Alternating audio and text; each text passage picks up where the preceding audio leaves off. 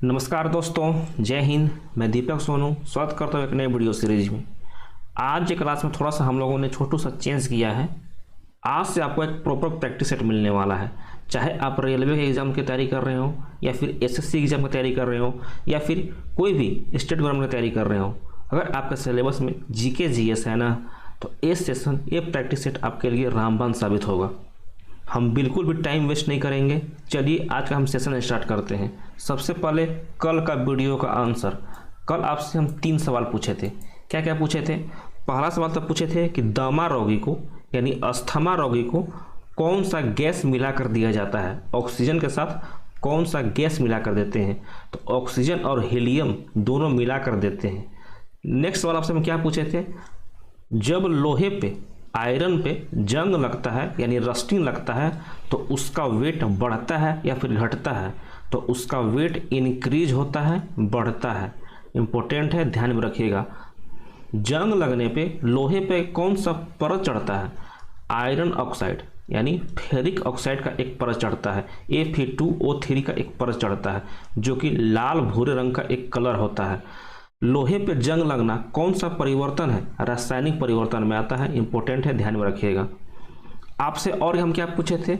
आपसे हम पूछे थे कि वर्ल्ड में, पूरे विश्व में ग्रीन रेवोल्यूशन के जनक कौन है, यानी हरित क्रांति के जनक कौन है? तो पूरे विश्व में नॉर्मन बोरलॉग है, ठीक है। और भारत में कौन है? भारत में MS स्वामीनाथन है। दोनों इंपॉर्टेंट है, नाम याद रखिएगा। नॉर्मन बोरलॉग पूरे वर्ल्ड में और MS स्वामीनाथन पूरे भारत में, यानी भारत में हरित क्रांति के जनक थे। बाकी चलिए आज का हम सेशन स्टार्ट करते हैं पहले सवाल से। क्या है सवाल? ओलंपिक ध्वज पर अंकित 5 छल्ले, जो 5 रिंग होते हैं, निम्न में से किसके प्रतीक हैं? ऑप्शन है 5 महाद्वीप के, 5 महासागर के, 5 खेल के, या फिर यूनाइटेड नेशन के 5 मेंबर का। आपके पास 5 सेकंड का टाइमर है, अटेम्प्ट कीजिए क्वेश्चन।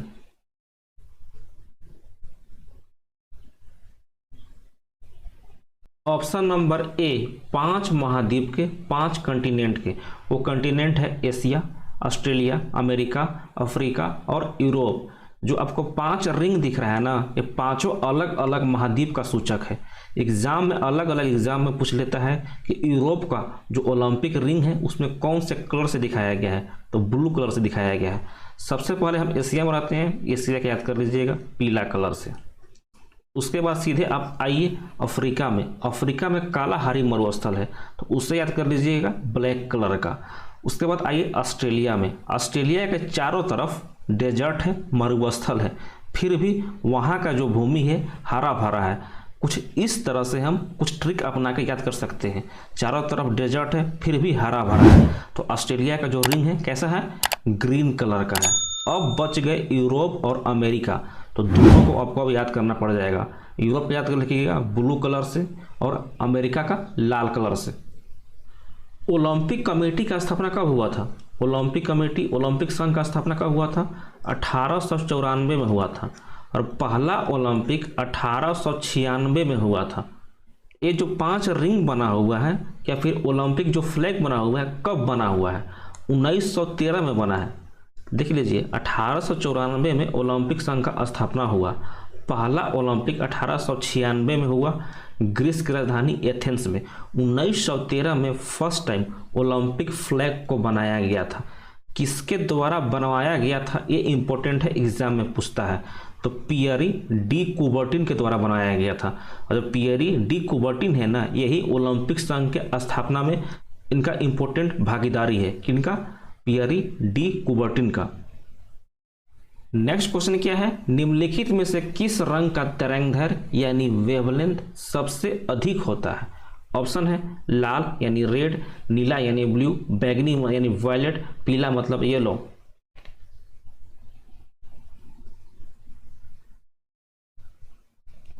ऑप्शन नंबर ए लाल यानी रेड कलर का सबसे ज़्यादा वेवलेंथ होता है, सबसे ज़्यादा तरंगदैर्घ्य होता है। वेवलेंथ को हम लेमडा से भी दर्शाते हैं। यहाँ पे देखिए, जब भी व्हाइट लाइट प्रिज्म से होकर पास होता है ना, तो 7 कलर में विभक्त हो जाता है, 7 कलर में चेंज हो जाता है। और ये 7 कलर एग्जाम में पूछता है कि कौन कौन सा है, कौन कौन सा नहीं है। तो 7 कलर का याद कर लीजिएगा विबग्योर के नाम से। यहाँ पे वायलेट इंडिगो है, ठीक है। विबग्योर के नाम से, VIBGYOR, violet, indigo, blue, green, yellow, orange और रेड। यहाँ पे देखिए जो रेड कलर है, लाल कलर है ना, इसका सबसे ज़्यादा वेवलेंथ होगा। जिसका वेवलेंथ ज़्यादा होता है ना, जिसका वेवलेंथ ज़्यादा होता है उसका रिफ्रैक्टिव इंडेक्स कम होता है। रिफ्रैक्टिव इंडेक्स को हम हिंदी में बोलते हैं अपवर्तनांक। अपवर्तनांक का मतलब होता है जब भी लाइट एक मीडियम से दूसरे मीडियम में जाती है ना, तो अभिलंब से दूर भागती है या फिर अभिलंब की ओर झुक जाती है। टोटल मिला के याद रखिए, जब मीडियम चेंज होता है ना, तो लाइट थोड़ा सा टेढ़ा हो जाता है। कुछ इस तरह से याद रखिए, अपवर्तनांक का मतलब है लाइट का टेढ़ा होना।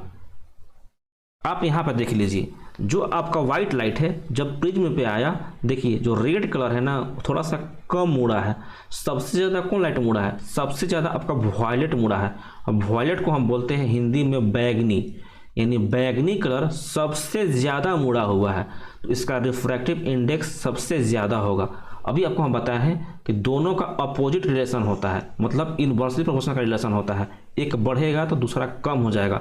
देखिए लाल कलर का सबसे ज़्यादा वेवलेंथ होता है, यानी उसका रिफ्रैक्टिव इंडेक्स कम होगा, इसीलिए वो कम मुड़ेगा। आपको हम बताएं अपवर्तनांक का मतलब होता है मुड़ना।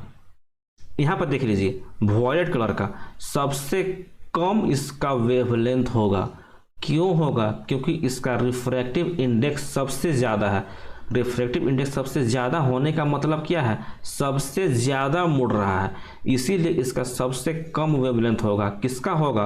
बैगनी का हम बात कर रहे हैं, वॉयलेट कलर का बात कर रहे हैं। अगर ये सवाल आपको समझ में आ गया है तो इसका भी आंसर दे दीजिए फटाफट। इसका आंसर क्या होगा? सूर्य का प्रकाश जब प्रिज्म से होकर गुजरता है तो कौन सा रंग सबसे अधिक विचलित होता है? लाल, नीला, बैगनी, पीला। तो इसका सही आंसर क्या हो जाएगा? ऑप्शन नंबर सी सबसे अधिक विचलित होगा। सबसे अधिक इसका अपवर्तनांक होगा। विचलित का मतलब क्या हम बोल सकते हैं? अपवर्तनांक यानी रिफ्रैक्टिव इंडेक्स। जिसका जितना रिफ्रैक्टिव इंडेक्स ज़्यादा होगा ना, वो उतना ही आपका मुड़ेगा, उतना ही ज़्यादा विचलित होगा। वॉयलेट कलर यानी बैगनी कलर इसका करेक्ट आंसर होगा। और सबसे कम विचलित कौन सा होगा? रेड कलर का होगा। ठीक है, ये कंसेप्ट क्लियर। चलिए हम आगे चलते हैं। नेक्स्ट सवाल क्या है? एक व्यक्ति 1 मीटर से कम दूरी की वस्तु को स्पष्ट नहीं देख सकता है, वह व्यक्ति किस दोष से पीड़ित है? ऑप्शन ए है निकट दृष्टि दोष, ऑप्शन नंबर बी दूरदृष्टि दोष, ऑप्शन नंबर सी वर्णधाता या फिर कलर ब्लाइंडनेस इसको हम बोलते हैं, ऑप्शन नंबर डी रतौंधी।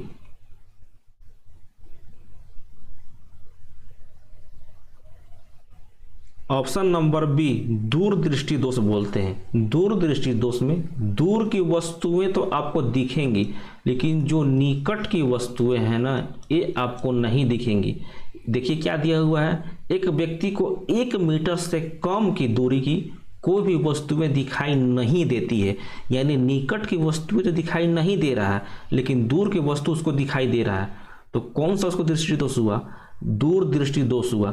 निकट दृष्टि दोष में निकट की वस्तुएं तो दिखेंगी, लेकिन दूर की वस्तुएं नहीं दिखती हैं। ठीक है, नेक्स्ट क्या है? एक चालक का प्रतिरोध यानी रेजिस्टेंस 550 ओम है। यदि इसे 110 वोल्ट के स्रोत से यानी सोर्स से जोड़ दिया जाए तो इसका धारा यानी इसका करंट क्या होगा, वही बताना है।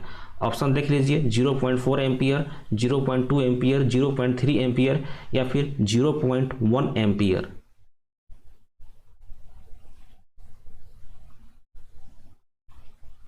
सबसे पहले आप बताइए, आप ओम्स लॉ पढ़े हैं कि नहीं है? ओम्स लॉ क्या बताता है? मान लीजिए ये आपका वायर है, इस वायर से इस तार से आई करंट फ्लो हो रहा है, आई करंट इसे बह रहा है, तो इसमें जो पोटेंशियल डिफरेंस पैदा होगा, वोल्टेज जनरेट होगा ना, ये डायरेक्टली प्रोपोर्शनल होगा आई का यानी करंट का। ये जब डायरेक्टली प्रोपोर्शनल का यहाँ से साइन हटेगा ना, तो क्या होगा? V बराबर आई आर हो जाएगा। और यहाँ पे कौन क्या क्या चीज़ है आपको पहले पता होना चाहिए। जो V है ना, इसको हम बोलते हैं वोल्टेज या फिर पोटेंशियल डिफरेंस बोलते हैं। जो I है, ये है आपका करंट और हिंदी में इसको हम बोलते हैं धारा। जो R है, ये है आपका रेजिस्टेंस। ठीक है, और रेजिस्टेंस को हिंदी में हम क्या बोलते हैं? प्रतिरोध बोलते हैं, तो पहले आपको ई मालूम होना चाहिए। अब आइए सवाल पे। एग्जाम में क्या पूछा था कि 550 ओम है। ओम किसका यूनिट होता है? ओम आपका रेजिस्टेंस का यूनिट होता है, यानी प्रतिरोध का यूनिट होता है। हम कलर चेंज कर लेते हैं, देख लीजिए, यानी रेजिस्टेंस आपका दिया हुआ है 550 ओम का, ठीक है। उसके बाद 110 वोल्ट दिया है, यानी V बराबर दिया है 110 वोल्ट। आपको करंट निकालना है, I बराबर क्या होता है, देखिए फार्मूला आपको मिल गया, V बराबर IR। आपको यहाँ से V मालूम है, R मालूम है, क्या यहाँ से आप I निकाल सकते हैं? आराम से निकाल सकते हैं। तो I बराबर हो जाएगा V/R। V क्या है? 110 वोल्ट है, और रेजिस्टेंस क्या है? 550 ओम है। तो कितने बार में कट जाएगा? 5 बार में कट जाएगा, यानी I बराबर क्या मिला? 1/5 एम्पियर मिला। इसको हम पॉइंट में बताएंगे तो कितना हो जाएगा? 0.2 एम्पियर इसका करेक्ट आंसर हो जाएगा। ऑप्शन नंबर बी इसका करेक्ट आंसर हुआ। उसके लिए सबसे पहले आपको ओम्स लॉ का एक फार्मूला आपको याद रखना पड़ेगा, V = IR, ठीक है। चलिए हम आगे चलते हैं। नेक्स्ट सवाल क्या है? X तत्व का परमाणु क्रमांक 6 है तथा परमाणु भार 14 है, तो इसके नाभिक में कितने न्यूट्रॉन होंगे? एग्जाम में पूछा था कि कोई भी X तत्व है, कोई भी एक तत्व ले लीजिए, उसका परमाणु क्रमांक यानी एटॉमिक नंबर कितना दिया हुआ है? 6 दिया हुआ है। उसका परमाणु भार यानी मास नंबर या फिर एटॉमिक वेट बोल सकते हैं, कितना दिया हुआ है? 14 दिया हुआ है। तो उसके नाभिक में कितने न्यूट्रॉन होंगे वही निकालना था। ऑप्शन देख लीजिए, 6, 7, 8, या फिर न्यूट्रॉन होंगे ही नहीं। 5 सेकंड का टाइम है, अटेम्प्ट कीजिए।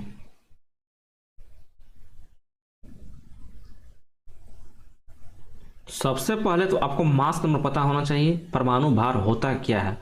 ये है आपका न्यूक्लियस। तो न्यूक्लियस में प्रोटॉन और न्यूट्रॉन दोनों होते हैं, बाहरी कक्षा में इलेक्ट्रॉन चक्कर लगाते रहते हैं।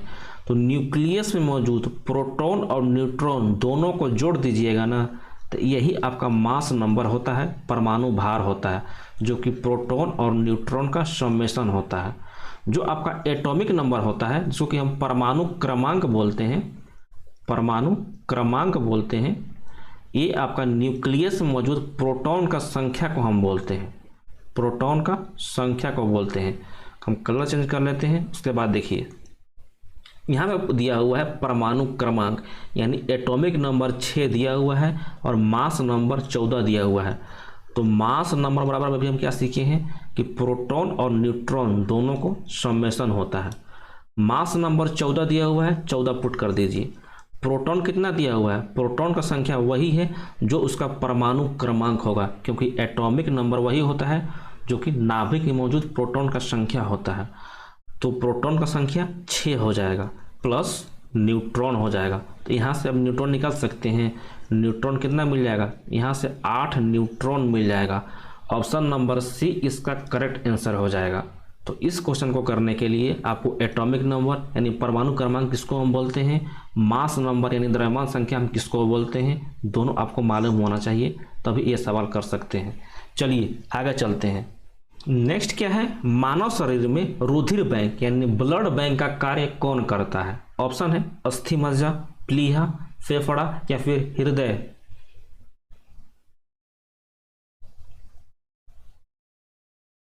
ऑप्शन नंबर बी, प्लीहा को यानी स्प्लीन को हम ब्लड बैंक बोलते हैं। अब आइए ब्लड के बारे में यानी रक्त के बारे में। तो ब्लड का फॉर्मेशन कहाँ पे होता है पहले बता दीजिए। ब्लड का निर्माण कहाँ पे होता है?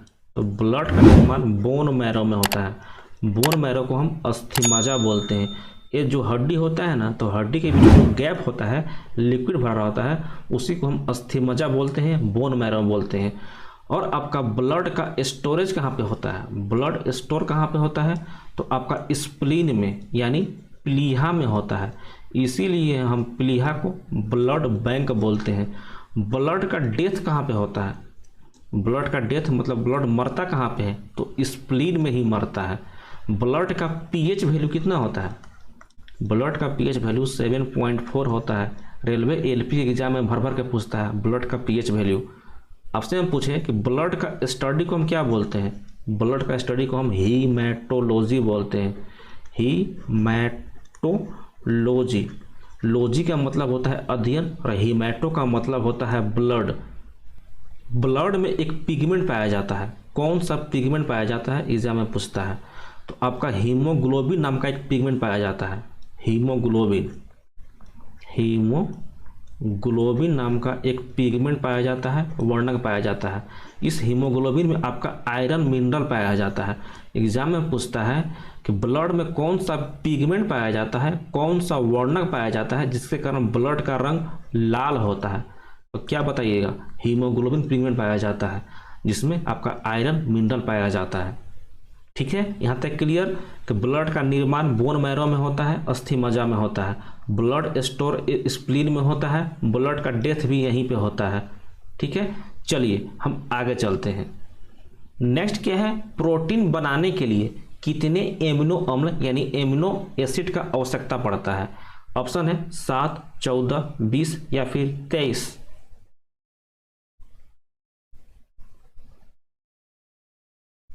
Option number C 20 amino acid मिलकर के एक प्रोटीन का निर्माण करते हैं। आपको पता है ना कि हमारा शरीर डायरेक्ट प्रोटीन को पहचान नहीं पाता है, प्रोटीन आपका एमिनो एसिड में टूट जाता है। जो आपका कार्बोहाइड्रेट है, कार्बोहाइड्रेट ये आपका ग्लूकोज में टूट जाता है, ग्लूकोज में। और जो आपका फैट है यानी आपका वसा है, ये किस में टूटता है, ये आपका फैटी एसिड। फैटी एसिड का मतलब क्या होता है, मतलब वसीय अम्ल में टूट जाता है। ठीक है, इस बात को ध्यान में रखिएगा। प्रोटीन आपका एमिनो एसिड में, कार्बोहाइड्रेट आपका ग्लूकोज में टूटता है, फैट आपका फैटी एसिड में टूट जाता है। ठीक है, इंपॉर्टेंट है, ध्यान में रखिएगा। चलिए हम आगे चलते हैं। नेक्स्ट क्या है, एथलीट को निम्न में से किस में जल्दी और ज्यादा ऊर्जा मिलता है। ऑप्शन है कार्बोहाइड्रेट, प्रोटीन, विटामिन या फिर वसा।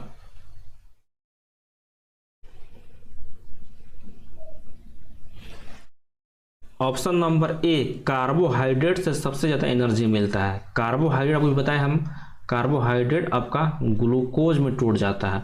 अब देखते होंगे कि जो भी धावक रहते हैं ना, उनको क्या दिया जाता है, इंस्टेंट एनर्जी के लिए उनको ग्लूकोज दिया जाता है, केला दिया जाता है। तो केला में भी क्या पाया जाता है, केला में भी आपका कार्बोहाइड्रेट पाया जाता है। ठीक है, तो इस बात को ध्यान में रखिएगा। चलिए नेक्स्ट बार पे चलते हैं। और यहाँ पे जो ग्लूकोज है फाइनली आपका ग्लाइकोजन में टूट जाता है, ग्लाइकोजन में। और ग्लाइकोजन आपका जाके लीवर में जाके स्टोर हो जाता है। मनुष्य के शरीर में भोजन का पाचन या फिर भोजन का स्टोरेज किस फॉर्म में होता है, ग्लाइकोजन के फॉर्म में होता है। ठीक है, चलिए आगे चलते हैं। नेक्स्ट क्या है, भारत के किस राज्य में मलखम्ब को अपना राज्य खेल घोषित किया है। ऑप्शन है केरला, मणिपुर, पंजाब या फिर तमिलनाडु।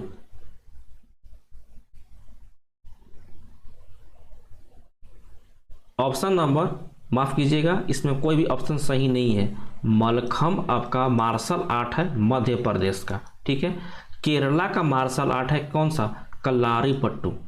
कलारीपट्टू मार्शल आर्ट कहाँ पे है, केरला का है।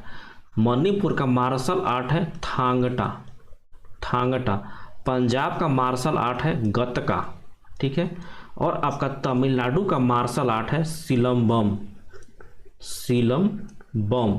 ठीक है, पांचों राज्य का याद रखिएगा। मध्य प्रदेश का मलखम्ब, केरला का कलारीपट्टू, अच्छा से लिख लीजिएगा इसको, कलारीपट्टू है, कलारीपट्टू।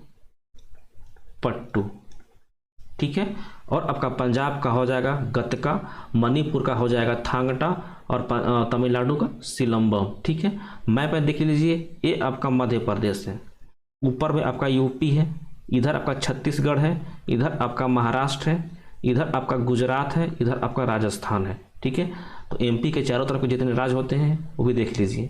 चलिए आगे चलते हैं।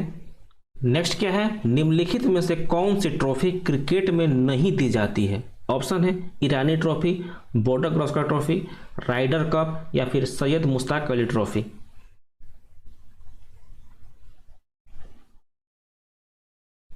Option number C Ryder cup आपका क्रिकेट से संबंधित नहीं है, राइडर कप आपका गोल्फ से संबंधित है, गोल्फ से। बाकी Irani trophy, Border Gavaskar trophy, Syed Mushtaq Ali trophy सभी आपका क्रिकेट से संबंधित है। बॉर्डर गावस्कर ट्रॉफी तो अभी चल भी रहा है, इंडिया और ऑस्ट्रेलिया के बीच होता है। ठीक है, गावस्कर भाई साहब सुनील गावस्कर भारत के और बॉर्डर एलन बॉर्डर के नाम से ऑस्ट्रेलिया के थे। ठीक है, चलिए आगे चलते हैं। नेक्स्ट क्या है, विश्व एड्स दिवस किस दिन मनाया जाता है? ऑप्शन है 8 मार्च, 1 दिसंबर, 23 जनवरी या फिर 7 अप्रैल।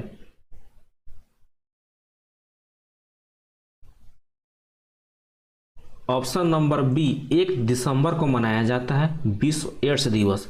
एड्स का फुल फॉर्म एग्जाम में पूछ लेता है, तो एक्वायर्ड इम्यूनो डिफिशियंसी सिंड्रोम इसका फुल फॉर्म होता है, ध्यान में रखिएगा। एक्वायर्ड इम्यूनो डिफिशियंसी सिंड्रोम 1 दिसंबर को मनाया जाता है। 8 मार्च को क्या मनाया जाता है? विश्व महिला दिवस मनाया जाता है, वर्ल्ड वुमेन डे मनाया जाता है। 23 जनवरी को क्या मनाया जाता है? तो पराक्रम दिवस मनाया जाता है। पराक्रम दिवस इंपॉर्टेंट है, ध्यान में रखिएगा। सुभाष चंद्र बोस के जन्म दिवस पे मनाया जाता है, पिछले साल से ही स्टार्ट हुआ है। 7 अप्रैल, 7 अप्रैल को हम विश्व स्वास्थ्य दिवस मनाते हैं, वर्ल्ड हेल्थ डे मनाते हैं। क्यों मनाते हैं? क्योंकि 7 अप्रैल 1948 को WHO का स्थापना हुआ था, WHO वर्ल्ड हेल्थ ऑर्गेनाइजेशन का। इसीलिए हम 7 अप्रैल को क्या मनाते हैं? विश्व स्वास्थ्य दिवस मनाते हैं। ठीक है, चलिए हम आगे चलते हैं। नेक्स्ट क्या है और आज का लास्ट सवाल। अभी तक हमारे चैनल को सब्सक्राइब नहीं किए हैं तो कर दीजिएगा, वीडियो को भी लाइक कर दीजिएगा और वीडियो कैसा लगा है वो भी बताइएगा। क्या है, निम्न में से इंडिका पुस्तक का लेखक कौन था? ऑप्शन है मेगास्थनीज, हर्षवर्धन, गुलबदन बेगम या फिर कालिदास।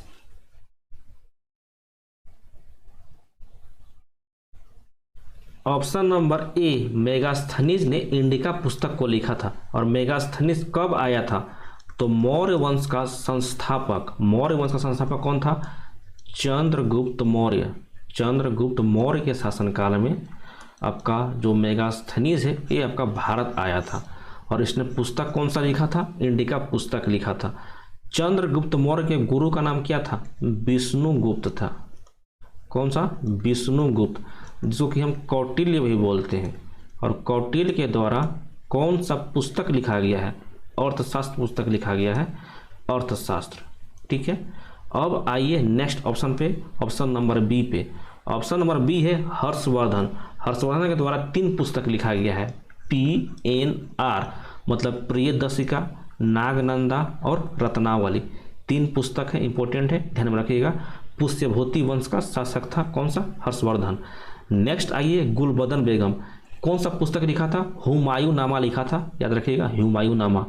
नेक्स्ट ऑप्शन है कालिदास, ये आपका गुप्त वंश के चंद्रगुप्त विक्रमादित्य, जिसको कि हम अकबर द्वितीय के नाम से जानते हैं, उसके शासनकाल में रहते थे कालिदास। इनके द्वारा पुस्तक लिखा गया है कुमार संभव, अभिज्ञान शकुंतलम, मालविका अग्निमित्रम, ऋतु संहारम। ये सभी पुस्तक आपका कालिदास के द्वारा लिखा गया है। ठीक है, चलिए आज यह क्लास आपको कैसा लगा कमेंट बॉक्स में जरूर बताइएगा। ये जो हम लोग प्रैक्टिस सेट लगा रहे हैं ऐसा ही प्रैक्टिस सेट आपको चाहिए या फिर जो हम लोग डिटेल वीडियो कर रहे थे वैसा चाहिए? कैसा वीडियो चाहिए आप कमेंट बॉक्स में बता दीजिएगा आराम से। बाकी अभी के लिए अपना हम क्लास समाप्त करते हैं, कल मिलते हैं रात को हम 8 बजे। तब तक के लिए अपना ध्यान रखिए। जय हिंद, जय भारत।